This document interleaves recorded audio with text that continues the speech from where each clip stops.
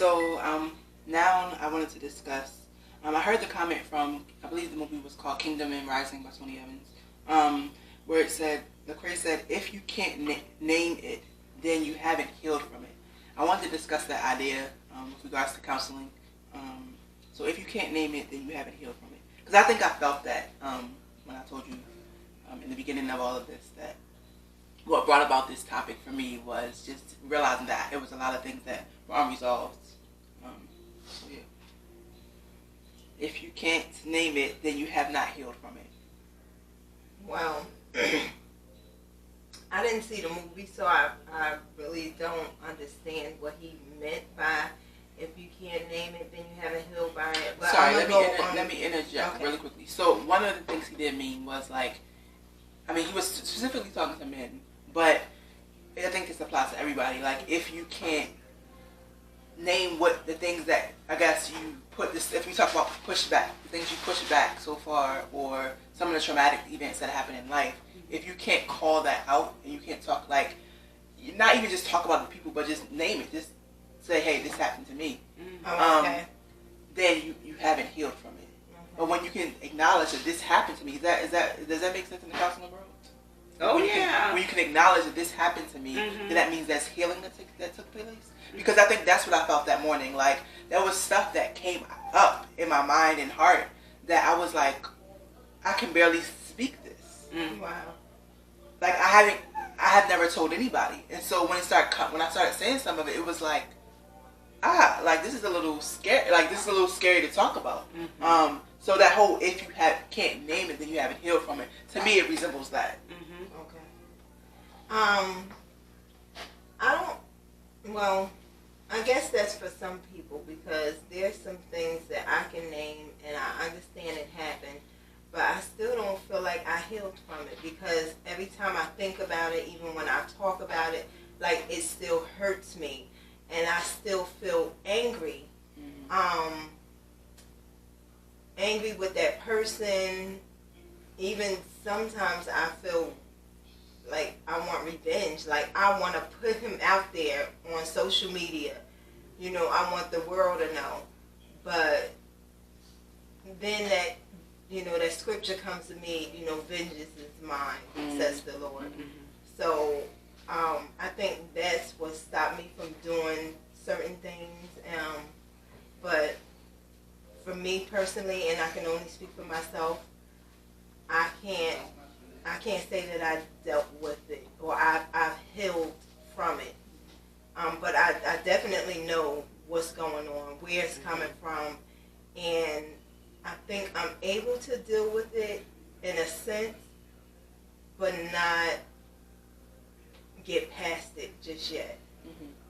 It makes me think of the 12-step program, namely AA. It's probably the first one, and you see it on TV. My name is Sean and I'm an alcoholic. When you get to the place where you can say, this is my problem, it's just the beginning of the, so you know what it is. Right. You can start to heal from it, is what I think of. And with AA's motto, they never want you to say you're not an alcoholic. There are people that disagree about that.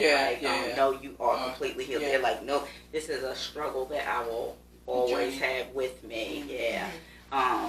But so, and that could be true for you, what you're describing. It might be that you never really receive 100% healing on this side, but you're aware of it, you're working on it. Every time it comes up, you give it over to the Lord, or something like that. But to say that, I'm completely over it, it's behind me, you may never say that. Some people who say that, that may be just what they need to.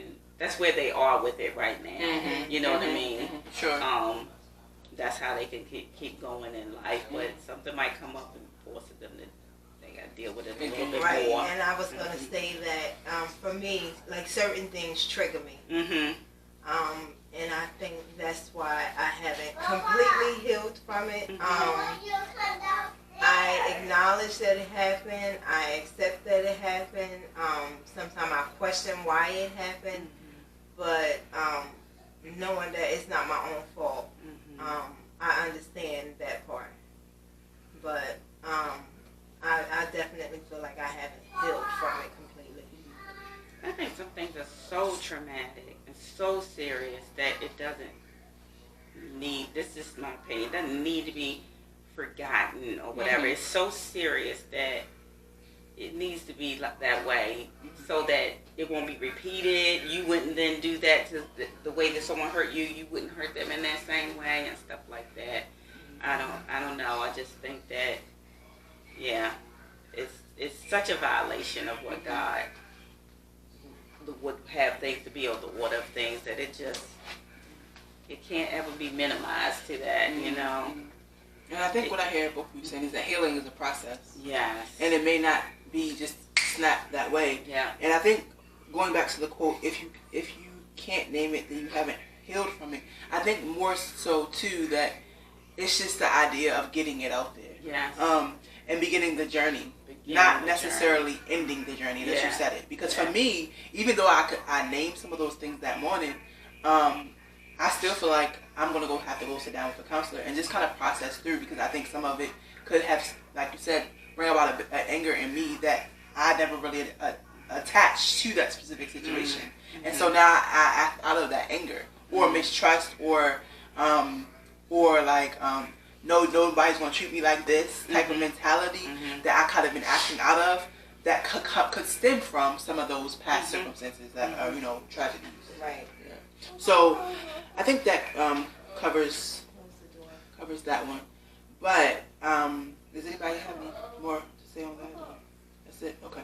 So we'll go to the next idea. This subject, I don't think we can really fully do it much justice because it's such a big subject and it's such a high, we kind of hit on it here and there, but the idea of sexual abuse and why is it kept quieted?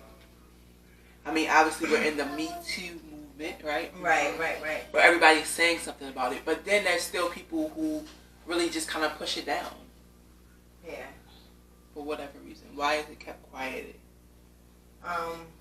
And again, I can only speak on my own experience.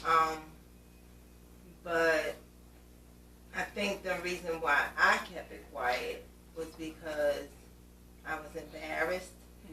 And growing up, I was known as being the sassy one, or the term they would call the fast tell one. But I think if we were more educated on stuff like that was going on, and the fact that if my family knew at the time that, I was being molested, that I probably wouldn't have been looked at it like that. But as a child, you don't understand that. You don't know that. And it was just a fear of telling and being, I feared being blamed for it happening. And not to say that, my parents would have blamed me, but sometimes, even as a child, we blame our kids. Well, you shouldn't have been in that place, or you shouldn't have, did this or do that. I think that was my fear. It was the fear of being blamed, the fact that I was embarrassed by it, and the fact that when it took place, like, I felt pleasure.